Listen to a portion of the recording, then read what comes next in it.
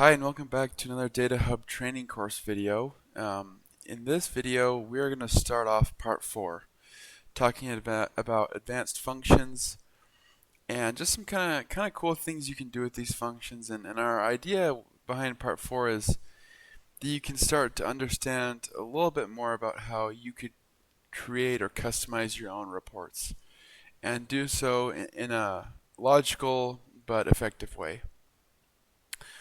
So really quick, before we get started, I'm going to use a formula called SL Venues.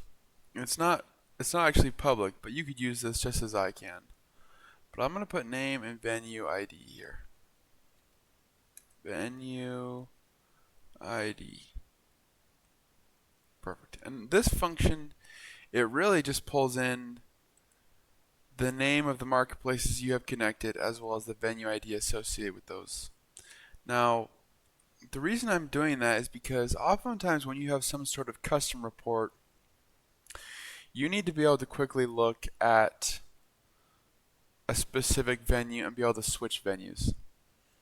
And so instead of having a formula, and let's say we've got a formula, let's just do Amazon traffic group by. Let's say we'll just throw in a couple of things here. You should know how to do this by now. And let's just pull in a few columns here. Let's do date, parent ASIN. Let's just do title, sessions, and page views. And let's just do that for now. So let's say I have this formula. Perfect. About a month's worth of data. Now, if I wanted to look at just a specific venue, I could come in here to my formula and I could select, I could put in a 1 in here, or I could come in here and put in a 4 or a 3, or however you want to, right? In this case, I don't have any data for my France venue, but United States I do. Now, that's kind of tedious to have to switch back and forth. And so what we're going to do is we're going to make a drop down.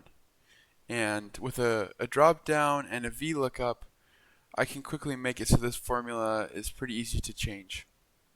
So what I'll do is I'll come here to data, data validation. And again, you could YouTube data validation or what have you, but I'm just going to show you kind of an example of what you could do here.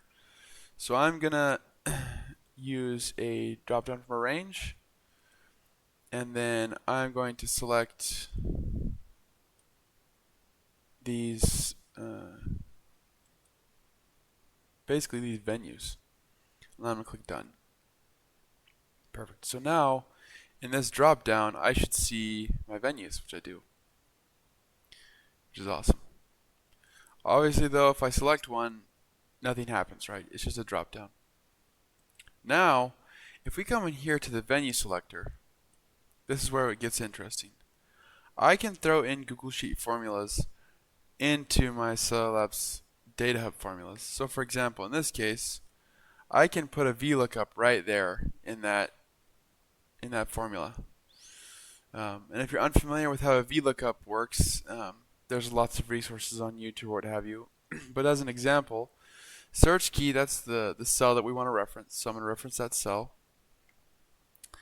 And then I want to look at a range. And in this case, my range is going to be the cells that have my name and the venue ID. Comma, index is 2.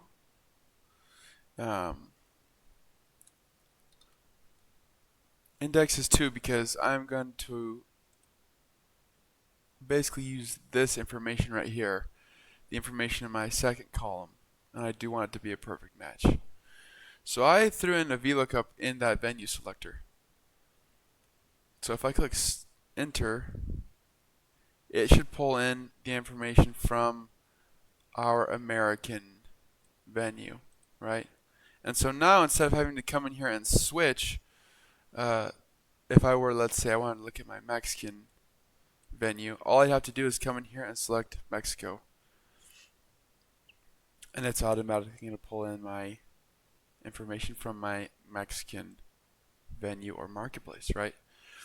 So that's a really easy way of making some sort of marketplace selector or venue selector, which is really great.